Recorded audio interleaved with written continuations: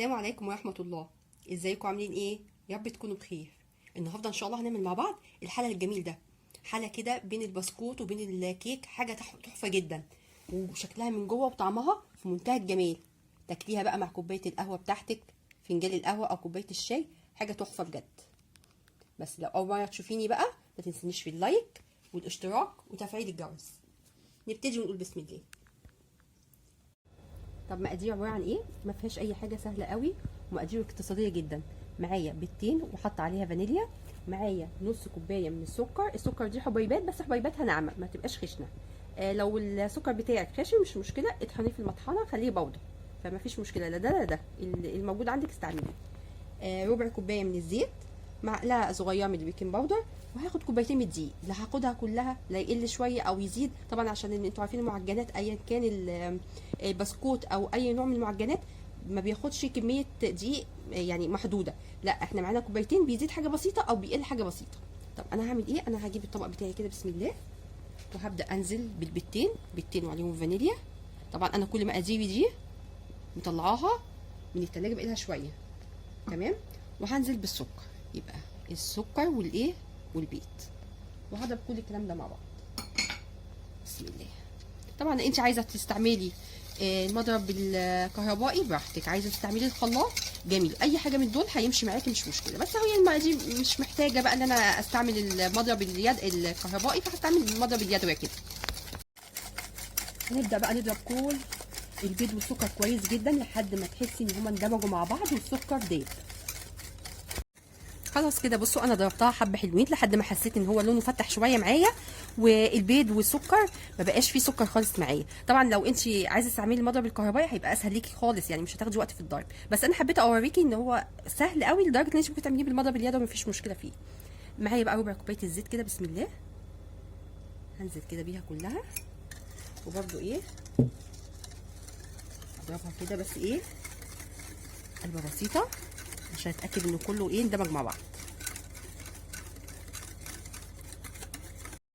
كده تمام. هعمل ايه؟ هاخد بقى الدقيق بتاعي الاول، هنزل بنص المعلقه صغيره من البيكنج باودر كده بسم الله،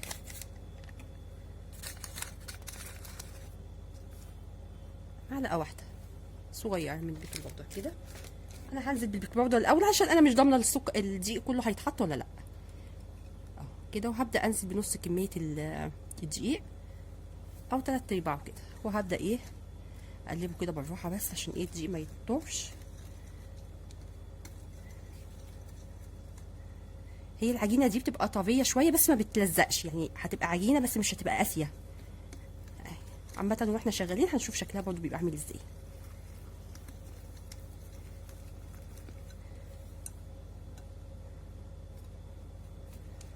انا هبدا بقى ايه اشوفها كده تمام. اول ما تبدا تتقل معايا هبدا اعجن بايدي بس كده. خلاص كده البسكوت بتاعي لم. اهم حاجه وانت بتحطي الدقيق ما تحطيش الدقيق مره واحده، حطيها زي ما قلت لك حبه حبه. هو عايز مني دقيق تاني فحطيت له، بس غالبا في كل مره ما بياخدش معايا دقيق تاني، فده بيرجع لحجم البيض اللي انت حطاه ويرجع للدقيق. فتعرفي ازاي ان هو بقى كده بقى كويس؟ ان انت تبداي تكوريها كده، بصي تلاقيها بصي ما شاء الله جميله ازاي، ولا هتشقق منك ولا ان هي طريه زياده، هي كده بصي مظبوطه وزي الفل تمام. تشكيلها برضو انا مش هستعمل ولا طابع ولا هستعمل اي حاجه خالص، احنا هنعمل دواير كده صغننه وتبداي تدوسي حاجه بسيطه كده عليها بس. ونبدا انا عندي صينيه كده، او شوفي هتخبزي في ايه، في اي حاجه موجوده عندك. اهم حاجه الصينيه او الصاجه اللي انت هتخبزي فيها او هتسوي فيها، اللي هتحطي لها ورقه زبده زي ما انا حاطه، او تدهنيها بحاجه بسيطه كده بس من الزيت عشان ما تلزقش معاكي. انا هبدا بقى اعمل تاني كده شكل كل الكميه بتاعتي اهي كور صغيره كده، وتدوسي حاجه بسيطه ادي اللي انا عايزاه، انا مش عايزه اكتر من كده. وطبعا عشان هي فيها بيكنج باودر فتبعدي كل واحده عن التانيه عشان هي اكيد حجمها هيزيد اهي. والحجم طبعا اللي انت ايه المناسب ليكي اعمليه، عايزه اكبر من كده كبريها، عايزه اقل براحتك اهو كده كده. ودوسي عليها حاجه بسيطه كده بس كده. انا بقى هكمل بقيه الكميه بتاعتي، يا دوبك بس هكورها واحطها في الصينيه. هكمل بقيه الكميه ونرجع نشوف هنعمل ايه. خلاص كده انا كورت كل البسكوتات بتاعتي او الحله اللي انا بعمله، وطبعا اتبقى معايا لسه جزء هعمل صينيه تانية بيه.